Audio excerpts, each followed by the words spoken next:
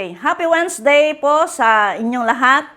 Ngayong gabi po ako po ay magsasalita sa pamagat na God's Remedy for Depression. Nahanguin ko po sa 1 King chapter 19 verses 1 to 13. Pero bago po tayo magpatuloy, tayo po ay manalangin. Panginoon, sa gabing to, kami po ay lumalapit sa inyo, nagbibigay ng papurit pagsasalamat sa pagliligtas mo sa amin. At muli sa gabing to, sa aming pagbulay-bulay ng inyong salita, nais ko po, Panginoon, ang inyong banal na Espiritu na siyang magbigay ng inspirasyon sa bawat isa. Bigyan mo kami ng wisdom upang maunawaan namin, Panginoon, ang nais mong ituro sa amin. Ang iyong lingkod narito po, Panginoon.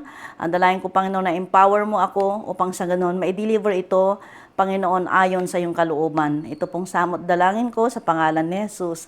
Amen. Okay, dahil ang aking tatalakayan po ngayon ay God's Remedy for Depression. Depression po ay isa sa mga number one health problem in the world. At ito po ay sinasabi na common cold of emotional illness.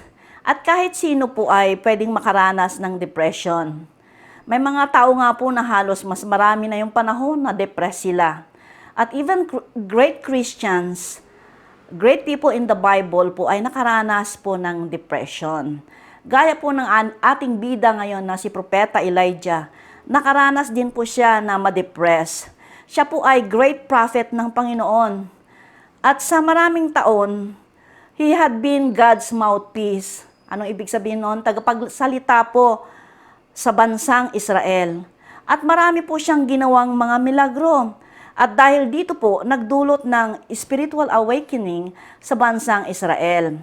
Marami po ang naniwala sa Diyos ni Elijah na dati po ay sumasamba sa mga Diyos-Diyosan o kay Baal sumasamba. Pero alam niyo po ba na may isang taong galit na galit kay Prophet Elijah? Sa chapter 18, dito po nakatala ito. Siya po ay si Queen Jezebel, reyna ng Israel noong panahon na iyon. Isa pong napakasamang babae. At kung bakit po siya galit na galit kay Elijah, dahil po sa panahon na yon, sobra pong napaka-impluwensya ni Elijah dahil nga po sa mga ginawa niyang milagro. At dito nga sa sinasabi ko, sa chapter 18 po, dito po yung kwento ng paligsahan kung kaninong Diyos ang totoong Diyos. Yung Diyos ba ni Propeta Elijah o yung Diyos ng 450 na propeta ni Baal? At sa senaryong po ito, paligsahan kung kaninong totoo ang Diyos, ang nanalo po at napatunayan na kung kanino ang totoong Diyos ay yung Diyos na sinasamba ni Propeta Elijah. At ibinalita ito ni King Ahab sa kanyang asawa. Dahil pagkatapos po na napatunayan kung sino po yung nanalo, yung propeta yung Diyos ni Propeta Elijah po ang nanalo, at pagkatapos nun ay pinatay yung mga propeta ni Baal. Dahil dito po ay galit na galit po si Queen Jezebel. Sa 1 King 19 verses 1 and 2, si Queen Jezebel ay nagsugo ng messenger na sabihin kay Elijah na ipapapatay siya. Kaya dito po si Elijah, who had been fearless for 3 years, dahil sa banta sa kanyang buhay mula kay Queen Jezebel, sobra po siyang natakot.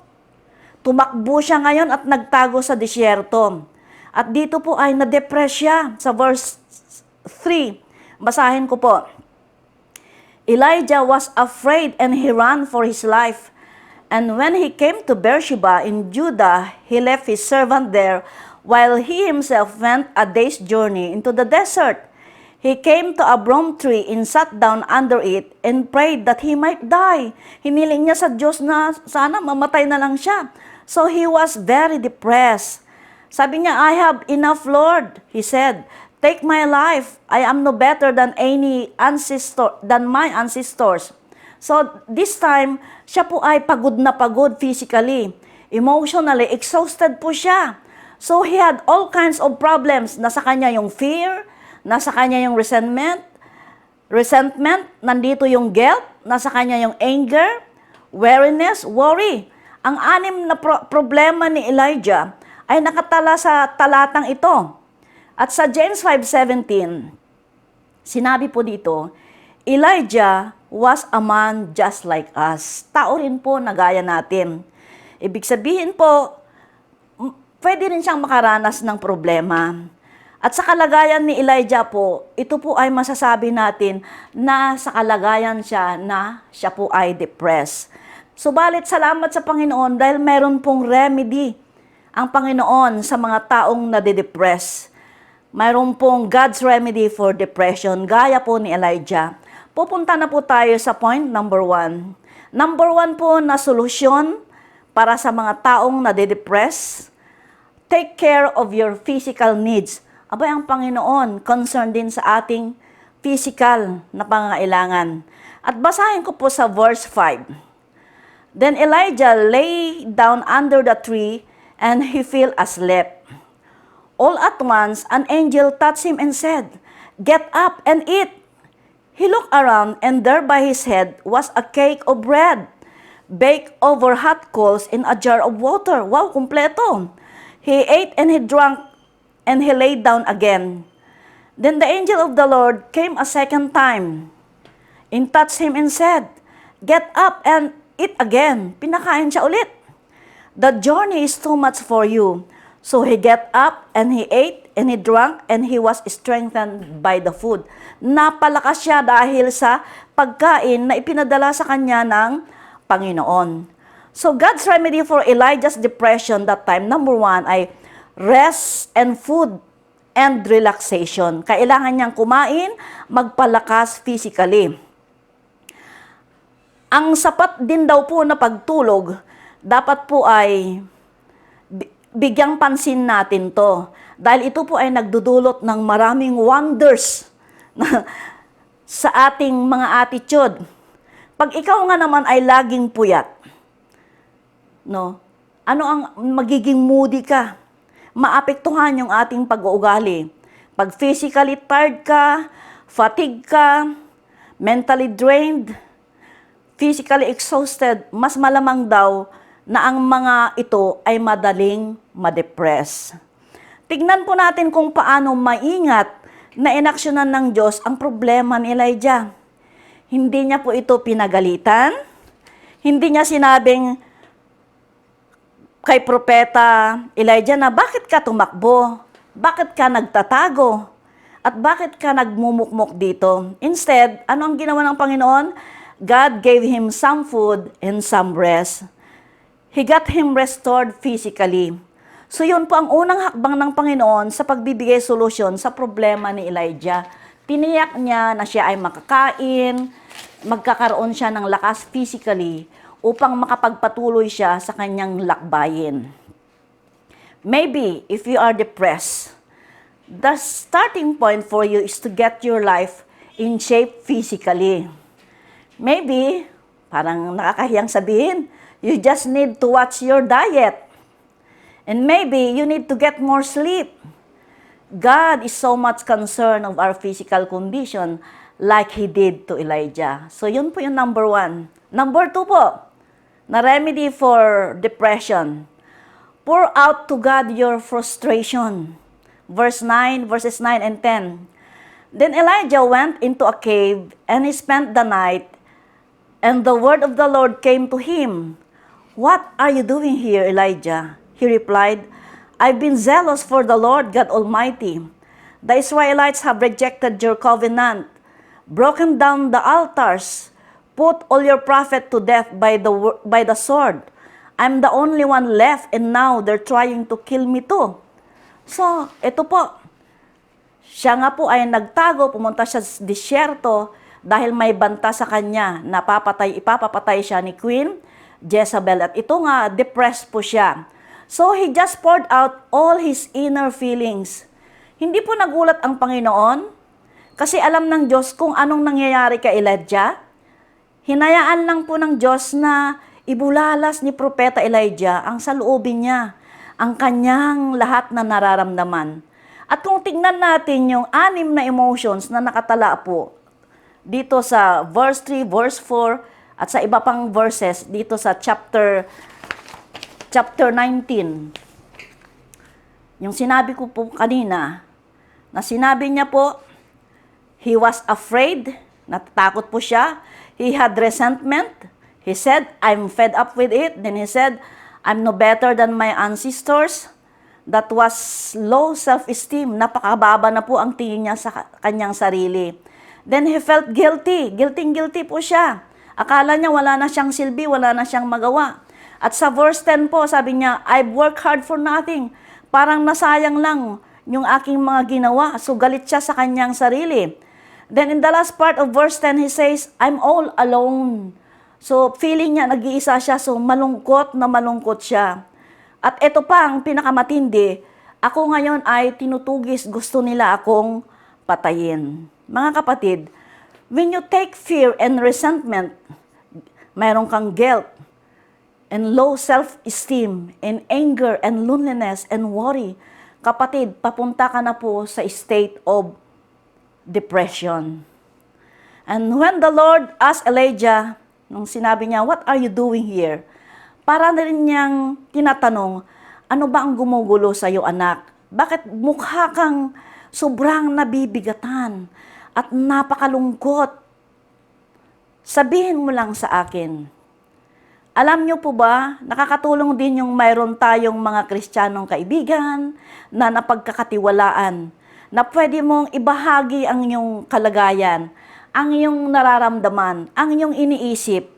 May term po sa English na catharsis, meaning to say, nakaka-relieve po, nakakagaan ng kalooban yung mayroon kang napagsasabihan.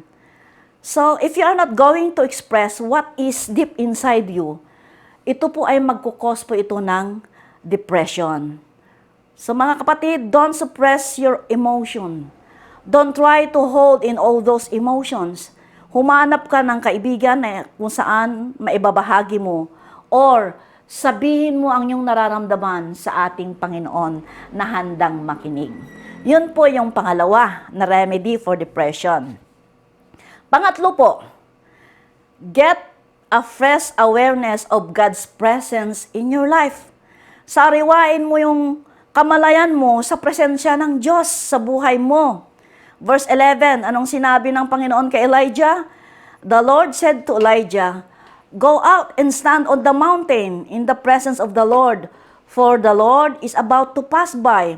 Then a great and powerful wind tore the mountain apart and shattered the rocks before the Lord, but the Lord was not in the wind. After the wind, there was an earthquake, but the Lord wasn't in the earthquake either. And after the earthquake came a fire, but the Lord wasn't in the fire. And after the fire came a gentle whisper. And then Elijah heard it. He put his cloak over his face. He knew it was the Lord. And he went out and he stood in the mouth of the cave. God said, Elijah, panoorin mo kung ano ang aking gagawin. So tumayo nga at pinanood ni Elijah yung ginawang fireworks ng Panginoon. First, nagpadala siya ng wind. Then he did an earthquake. Then mayroong fire. Pinapakita ng mga ito ang tremendous power ng ating Panginoon. At ito rin po ay nagsisilbing nagpaalala kay Elijah kung gaano ka-powerful ang kanyang Diyos. Kasi that time nung siya ay tumakbo, natakot, para bang nawala na niya yung pagtitiwala na ang Diyos niya ay dakila at makapangyarihan. Pero ang interesting po dito, God wasn't speaking to Elijah in any of those, yung wind, yung earthquake, yung fire. Pero nandito po, ang Panginoon ay nangusap sa kanya, nakuha yung atensyon ni Elijah sa maliit at gentle na tinig ng ating Panginoon. Isang katotohanan po dito, ang Panginoon po usually nakikipag-usap sa atin in a stillness and quietness. Hindi sa very dramatic demonstration of fire or power, pero pinapaalala ng Panginoon kay Elijah na andun siya lang sa kanyang tabi. Laging nariyan ang Panginoon sa atin. If you're depressed, ano po ang dapat nating gawin? Get your Bible, umupo ka, basahin mo ang Biblia mo, get alone with God, magkaroon ka ng one-on-one talk with the Lord, at namnamin mo lang po yung pagmamahal ng Panginoon. At through His Word, papakinggan mo yung sasabihin sa'yo ng Panginoon. I-allow mo na imimit ng Panginoon ang iyong needs. And damhin mo ang presensya ng Panginoon. Ito po yung pinakamainam na antidepressant. Get a fresh awareness of God's presence in your life. Mga kapatid, when we're depressed, iniisip natin parang napakalayo ng Diyos. Parang hindi mo na siya maramdaman. Pero kapatid, the truth is, nariyan lang po ang Panginoon, nakamasid, at handa niya tayong tulungan. Amen po? Number 4 po. Ito na po yung panghuli. Let God give you a new purpose and a new direction for your life. Sa verse 15, the Lord came to Elijah and said, "Go back the way you came and go to the desert of Damascus. And when you get there, here's what I want you to do. He said, I want you to anoint Hazael to be king of Syria, that Jehu to be king of Israel, and also anoint Elisha to be a prophet as your successor. So yun po yung bagong trabaho, bagong pinapagawang assignment ni God kay Elijah. God put him back to work. Dahil hindi pa tapos ang Panginoon sa buhay ni Elijah eh. Marami pa po siyang dapat ipagawa sa kanya, mga taong dapat tulungan.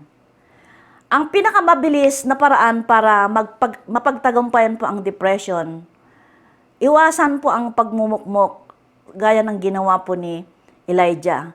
Iwasan po natin yung self-pity. Huwag mo pong itutok ang iyong paningin sa iyong sarili at simulan mong tignan ang ibang tao na mas nangangailangan sa paligid mo. Get involved in their lives and get a ministry God is giving to you. Dahil pag lagi kang nakatuon sa iyong sarili, tinitignan mo yung mga kakulangan mo, tinitignan mo yung mga kahinaan mo, madi-discourage ka po. So get involved in helping others. Gaya po ng ipinagawa po ng Panginoon kay Elijah. Binigyan niya ng trabaho na i-anoint yung king of Syria, yung magiging king of Syria, at si Jehu, at i-anoint niya yung kanyang magiging successor. Ang tendency po kasi, pag depressed po tayo, mas nangingibabaw po na nakikita natin yung puro negative. Sasabihin mo, mahina talaga ako, pero palpak ang gawa ko, failure ako. Paano ako gagamitin ng Panginoon? Baka ma-disappoint lang ang Diyos sa akin. Hindi po kapatid. Ang sabi po ng salita ng Panginoon, He knows our frame. Kilala tayo ng Panginoon kung hanggang saan ang ating kakayanan. Tayo po ay galing sa abo. In other words, we are human. He made us. Ialaw mo lang ng Panginoon, bigyan kanya ng new purpose, ng new direction. Dahil hindi pa po tapos ang Panginoon sa iyo, sa akin, sa ating lahat. God will pick us up and start over. One mistake does not make you useless the rest of your life. Hindi po nangangahulugan na pag nagkamali ka minsan, ay habang buhay ka nang magkakamali, pwede ka naman pong bumangon, pwede ka naman pong bumawi. Mga kapatid, some of you this moment, I believe, are really struggling with this problem of depression. Am I right? Marami pong hindi magagandang nangyayari sa buhay natin ngayon. Minsan, may iba dyan halos ayaw pong bumangon mula sa higaan. Minsan, nahihirapan kang gumawa ng desisyon. Minsan, nawawalan ka ng pag-asa. Pakiramdam mo po, pagod na pagod at halos wala ka ng lakas. Gaya po ni Elijah, parang gusto mo na lang tumakbo.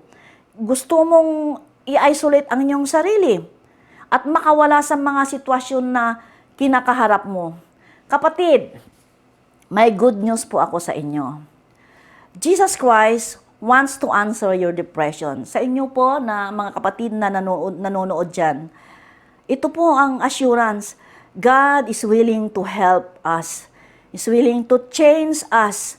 Hindi ka po nag-iisa, kapatid. God cares about you, about us. Marami pong tao sa ating paligid na kung saan nagmamalasakit sa atin. Jesus Christ can heal your depression. Huwag mo pong suluhin ang iyong nararamdaman. Huwag ka pong magpakulong sa mga negative na emotion. Hayaan mo pong baguhin ng Panginoon ang pagtingin at nararamdaman mo sa iyong sarili. Iniisip mo kasi lagi, ano na lang sasabihin ng iba. Kaya sasabihin mo sa iyong sarili, hindi ako pwedeng magkamali. Kailangan magtagumpay ako kasi gustong-gusto mong makita ng ibang tao na excelling ka para sa ganon, tatanggapin ka at lalo ka nilang mamahalin. At pag hindi ito nangyari, anong mangyayari sa'yo? This will cause you to be depressed. Jesus said, I am the truth. He said, you will know the truth and the truth will set you free. The more you know Jesus, the freer you are. Para mas malaman mo ang katotohanan, ano po ang gagawin mo, kapatid. You start by establishing a personal relationship to Christ. Kailangan magkaroon ka ng relasyon sa ating Panginoon. Hindi po ito nangangahulugan na pag may relasyon ka na sa Panginoon, wala ka ng problema. Magkakaroon ka lang ng lakas na harapin ang mga problema dahil mayroon ka ng Diyos na Panginoon sa buhay mo. Dahil nais po ng Panginoon maging bahagi siya ng buhay mo. Kung kaya't hayaan mo po na tulungan ka niya. Hilingin mo pong bigyan ka niya ng bagong purpose at tamang direksyon sa buhay mo.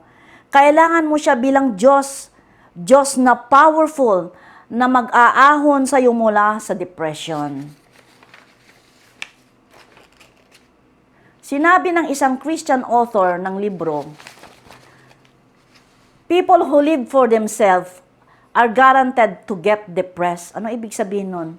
Yung nabubuhay ka lang para sa iyong sarili, yung ikaw lang, parang wala kang mga ibang mga tao nakakasama.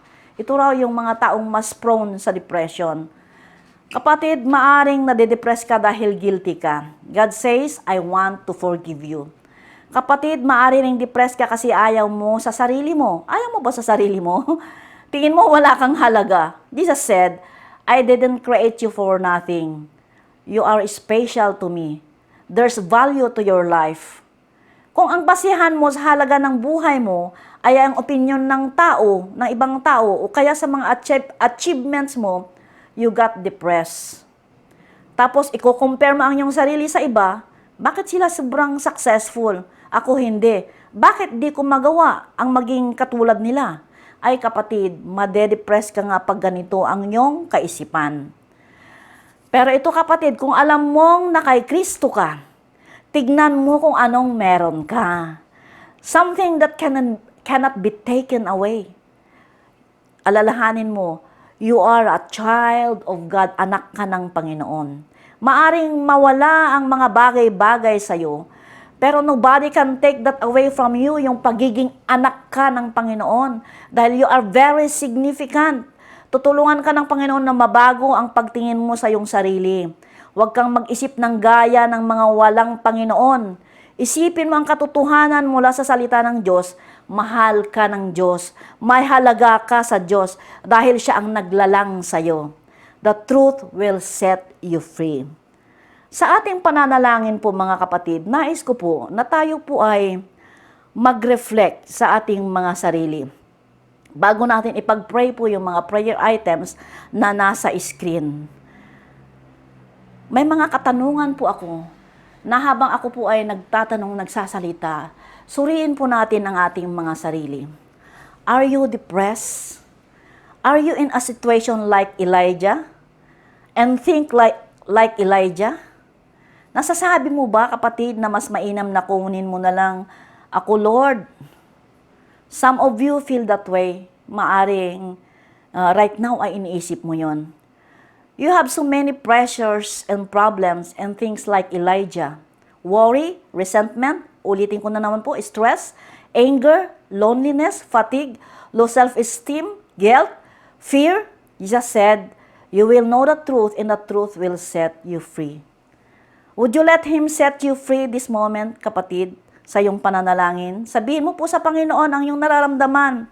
If you feel worried, tell Him. He know it, but you need to say it. Did you feel angry? Tell Him. Natatakot ka ba at halos ayaw mong isipin tungkol sa bagay na yan? Nalulungkot ka ba, kapatid? Naiinis ka ba? Ikinukumpara mo ba sa iba ang iyong sarili? Sabihin mo sa Panginoon, handang makinig ang ating Panginoong Diyos.